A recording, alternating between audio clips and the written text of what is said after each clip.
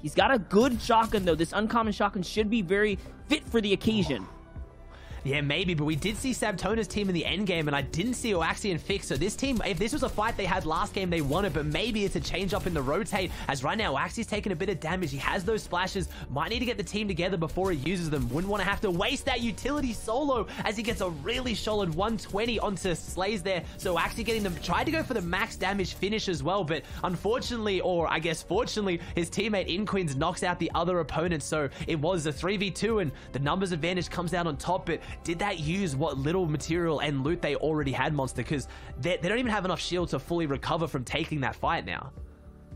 It's a good spot to take an engagement. It's also a good spot to have your rotates through, as long as you don't need the tags, because yeah, there's not a lot of sight lines here, but that can also play into your own if you're being a bit safer. And look at the loot here right now. Knight is still not at topped up on full shield, and he's not getting any from AV, so I have to imagine that Knight has a bit of shield as well. Maybe actually hoping to get kind of a siphon finish, and he's still taking damage, so needs to be careful. He's getting closer and closer to that kind of body snipe range where he needs to really be above that threshold, but 120 above on the damage, so they're still looking for tags. They've really got to find some, and there's two teams close by, and right now Team Shock's in the box, and no, we talked about this, Monster. We said in game one, when these teams are desperate for their Storm Surge, as much as they've made the misplay, it can really affect these top tier teams, and now AV's fallen. It's not just a knock, he actually got finished on so quickly, and Shark and Knight have to finish this off alone, and otherwise, the way that they decided to move outwards, it looks like they're not going to go for it. They're just going to try and stay alive as a two-man team. 47 damage below here, though. Aminish, Walkman, and Cozy's our game one lead coming into this, are now under Storm Surge.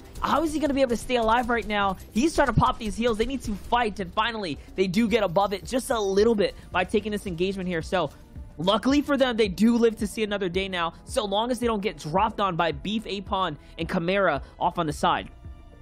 That's the strong space and strong position to be in. Here's a big fight going on. As we brought up the exit, guys, AV was brought back, so they came in with the late rotate. They got the reboot off against all odds here. Now it's going to cost them a fight against Legendian from TNA. Summer's going to get taken out by Knight, and they're on fire. They're looking to fire back. Typhoon falls as well. Way to find two big elims right now, because they need it here. AV could use all this loot. Yeah, I think that fight on the ground was a little bit of a foreshadowing for this fight here, because they are on fire. You said they're forced into a fight. I feel like XSET's almost never forced into a fight, in the sense that that's where they thrive. They really do thrive when they're fighting players. And right now, as much as it's getting late into the game, 23 teams, 67 players. And that's what I was saying. Fighting in the weeping section of the map, it's such a good place to take a battle. You're just tucked away. You're tucked away. You can take your time with those fights, but that one went over pretty quickly. Chap's going to find a down body. That's Cozy's. The leaders coming in here. So Cozy's already down and out. That's a man down for Walkman. Is Walkman going to be able to bounce back now? Is this team still up? I mean, you have to assume so, because there was a down body there, but it's not looking good. He's sitting on the congested pack of the players right now. Zone 4 is going to be leading into the half in, half out, and I mean, this is a fair spread of players all around right now.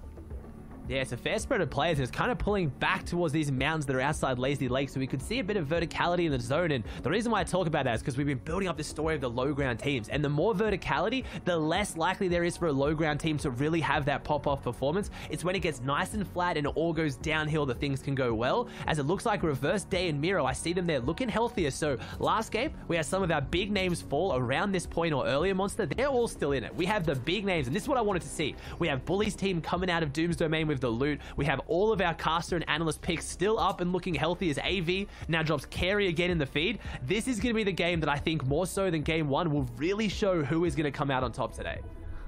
Yeah, definitely. As things catch up now, the half in, half out is going to pull straight north. That's going to be a big rotate for, I'd say, 75% of the lobby or so. There's a good chunk already there, but everyone else is going to have to make a move. Chap looking for a big tag right now. 500 damage above in an elim. Not too bad for them, as Reverse 2K falls in the feed there. So big exchanges happening right now on the rotates. Narwhal taking down Walkman as well, which is obviously our, our first place team coming out with the big elimination. So we'll have to see right now, as Coop, Chap, and Hoofishy might be getting a freebie here. This team's on their walls right now, are desperate. They are. Iomzo falls down. I have to think this team was struggling on Surge, and they were getting a bit scared as well. So they get that one. Looks like they're going to go for the shakedown or the pickup here. No, they're going to leave it alive. This player's getting in. They don't have to shake it down. They know where he is. He was on their walls, and the finish up comes through, and that's 3 eliminations now. 2 of them on Chap, and they still got that one Shockwave Monster if they need to use it. So they might might have this game if they can really pull off something, but they don't have the utility like you said. They're kind of forced into that lower mid ground. I don't think they have any chance to take height even if they wanted to, but maybe they don't need to. Yeah, they're not going to need to. Not if they have max material and leave the zone on the rotate. AussieAnticst and Inquins here are going to need some elims, though. They don't have Siphon and don't have shields to pick up for the quick heals here, so they're dependent on finding these elims on this rotate. This is the best place to do it as well. They have the low ground of the mountain, so it works out perfectly. They literally have first dibs on anyone coming up, and a great angle to do so. They're almost perfectly tucked away here. This is one of the best spots to be. Floor angle peaks like this are so strong. It's such unlikely chance that you manage to get shot from someone you can't see because you have the full field of view in front of you right now. Where if you open up a side edit, that's where you leave yourself exposed, and like that denied falls, Monster predicting it. This is such a good spot to be in. He also has those 2 peppers, and they need these eliminations because they even need the Siphon right now. They've only got 10 builds on Fix too, so they see this team near them. I know those skins through the wall. This is not a team you're going to want to take a fight with right now. As they drop down, no, never mind. It was the XF boys, but one of them falls here. That crash pad stair play was huge, and they get the finish and all the shield and the epic pump shotgun. Such a big blow to the XZ team, and I was so confident they were going to take that fight and win it, but no, another team showing us, Monster, that we should be paying attention to them. And I love that we were able to just signal it out just through the skins alone. You see the bucket hats, and you know that's them right there. Headpen Aspect and Zune, as you can see, still trying to stay alive right now. They have a rotate to make. Edgy, Commandment, and Illis have the same dilemma now. They're going to set up the reverse ramp for this one. Let's see. They're trying to keep a low profile. This is going to keep them nice and tucked in. And all right, it's going to be worth it as they work their way up the mountain. Again, playing for that high ground position. 19 damage below, though. It's time to get active. They need to be a threat to the rest of the field. Ooh, breaks the bouncer here. This might be a free elim in front of him. This player is being forced up on the high ground. I think you're right. I think they're just trying to get on top of this hill, stay on this low ground, and they might go for the shockwaves above later if they need to. They have the luxury of being able to wait to take high ground. They don't have to take it early because they have shockwaves, which is the ultimate ticket to high ground at any point in the game. But we talked about it. This team is a mid and low ground team, so maybe just defaulting back into that playstyle as Lazar gets an elimination. Skittles takes down Bully, which could be massive as we know Bully has that Dooms loot, so maybe Skittles getting a big loot influx that he needed as this team is actually looking not the best right now. Yeah, it's like a tug of war right now. A battle with the Storm Sisters, just trying to stay up. 8 players have to get dropped out of this lobby. Good chance now to jump down. They're trying to get into the thick of it here. XZ AV is going to get taken out, but that's just a knock. So they try to fight for high ground as a 2-man squad. It looks like it's not going to work out for them as Frosty Jays falls to the storm line too. So all of a sudden here, Edgy finding knock and elims back to back here. On high ground though, Nani, Trap, Pose. These are veterans in the practice scene. They know what's up and they have that high ground, but for how long? For how long can they actually hold it? And this is Hoofishy, Chap, and Coop's chance to do something big here right now. Aspect on the bottom right of your screen, on the back foot. Hoofishy on the front foot as he does so well. Ronaldo. And so far, the big teams we were talking about aren't showing up except for this team right now. They are in this one. Hoofishy's down here in the trenches, and no, Chap goes down though, but Hoofishy and Coop are still up. And these are the two that you want up in this situation. This is the firepower right now. They're trying to do something as we have a new team on high ground again. Good guy Nani's team up on the high ground, so the leaderboard is going to shake up again. Monsters, Hoofishy comes forward, and he does. He takes down Scented in that exchange right now. Gets the bounce pad, gets the big upgrades on the loot pool as well. I don't think he'll go for the solo hype, but this team is running amok through low grounds.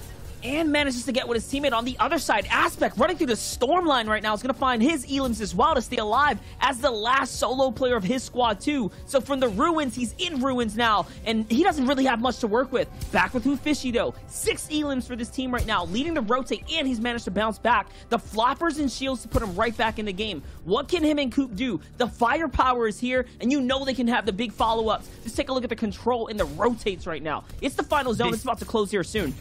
This is going to be so scary for any other team in this lobby right now. This team is dropping down, and this could be an absolute highlight reel if they can bring it all together and make it happen. But my biggest concern is if they can make it happen, how do they make the high ground happen? As I see them the bottom left there, Hoofishy and Coop just consuming people, just jumping on them and just getting all around them. Still going. 170 onto Edgy. This is exactly what we know they can do. They are so strong in these situations. I talked about it earlier. You get these two to end game, and they will make things happen. And just like that, they do. Commandment falls down as as well. They take down your second place team, the team that picked up the win after the first game, but it's the story of high ground versus low. We talk about it all the time. 2v3 situation. Can they do something? This team on high ground is not letting up. They're just spraying down with the ARs, but if they go toe-to-toe, that is where things will get dicey. Coop and Hoofishy go up, though. They had the Shockwaves once, they go from the high ground. Coop's there. Shockwave comes back out. Everyone is going up and down. This is a bounce house right now, but who's going to be able to ruin the party for everyone as Coop and Hoofishy are actually in a good spot. They take down Pose. It's just Hoofishy.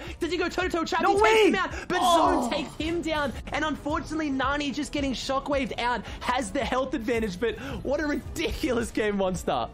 There was a lot of that to try and change some tarps as well as Shockwave plays, but in the end, you still have Commandment, Scented, and Edgy holding down the #1 spot. Remember, they have a victory all. This was in this kind of start the moving zones, but obviously Coop and Hoofishy, these guys can hold their own, no doubt. If you want guys alive, Aussie said it best. These guys are the guys you want. They can pick up these eliminations in the end game and just go for it.